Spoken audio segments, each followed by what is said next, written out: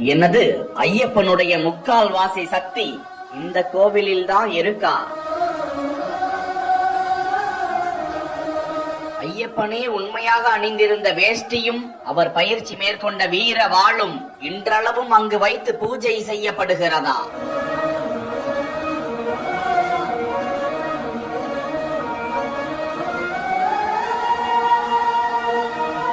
மலையேறி சென்று தரிசனம் செய்ய முடியாதவர்கள் இந்த ஸ்தலத்திற்கு வந்து இருமுடி இறக்கலாமா?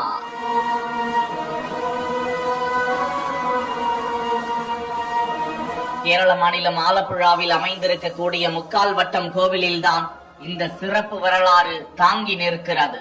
ஐயப்பனுக்கு தற்காப்பு கலைகளான களரி, புழியங்கம் உள்ளிட்ட வித்தை பயிற்சிகளை கற்றுக் கொடுத்த சீரப்பன் என்கிற குரு முதியவராகி சபரிமலை சென்று ஐயப்பனை தரிசிக்க முடியாமல் ஐயனை மனமுருக வேண்டியதால் அவரது கனவில் காட்சியளித்த ஐயப்பன் அங்குள்ள வேம்பு நாட்டு அருவியில் மிதந்து வரும் பெரிய மரக்கட்டையை எடுத்து அங்கு கோவில் அமைத்து, மேலே ஏறி வர முடியாத நீங்கள் அங்கேயே வழிபடுங்கள், அங்குதான் எனது முக்கால் வட்ட சக்தி இருக்கும் என்று ஐயப்பன் கூறி மறைந்தாராம்.